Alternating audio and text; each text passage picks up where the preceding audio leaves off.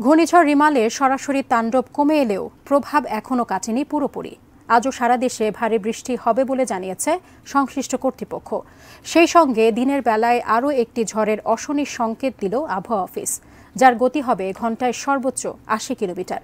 প্রশ্ন জাগছে, কোন কোন অঞ্চলের ওপর দিয়ে বয়ে যাবে এই ঝড়, জানাচ্ছেন এসআই রাজ।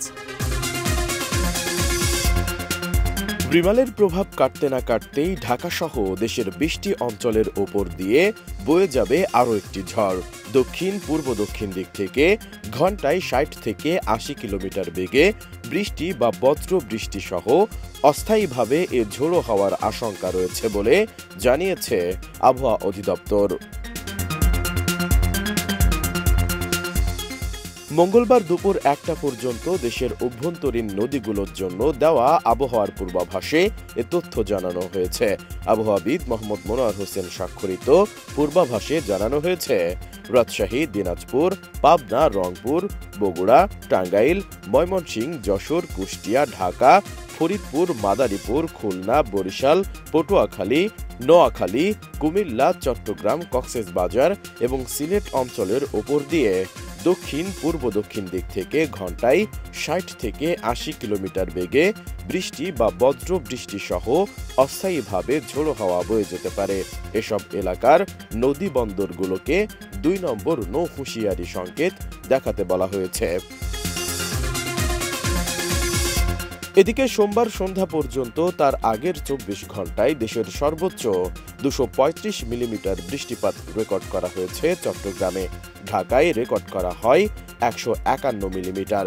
মঙ্গলবারের আবহাওয়ার বিষয়ে পূর্বাভাসে বলা হয়েছে, রংপুর, ময়মনসিংহ, চট্টগ্রাম ও সিলেট বিভাগের কিছু কিছু জায়গায় এবং রাজশাহী, ঢাকা, খুলনা ও বরিশাল বিভাগের ২-১ জায়গায় অস্থায়ীভাবে দমকা ঝোড়ো হাওয়া সহ হালকা থেকে মাঝারি ধরনের বৃষ্টি বা বজ্রসহ বৃষ্টি হতে পারে।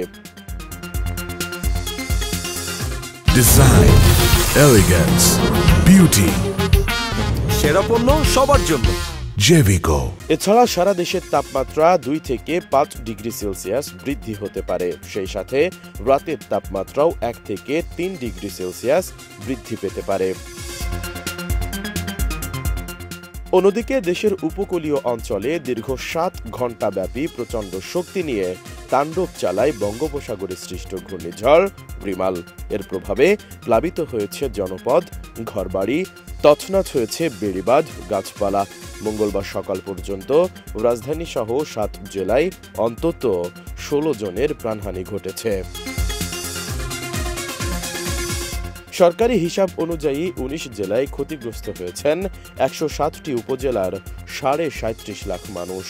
৩.৫ কোটি গ্রাহকের বিদ্যুৎ বিচ্ছিন্ন হওয়ার কারণে স্বাভাবিক জীবনযাত্রায় ছেদ পড়েছে। ১৫,০০০ মোবাইল টাওয়ার নিষ্ক্রিয় হয়ে গেছে। ঘূর্ণিঝড় রিমালের তাণ্ডবে সম্পূর্ণভাবে বিধ্বস্ত হয়েছে ৩৫,৪৮৩টি ঘরবাড়ি।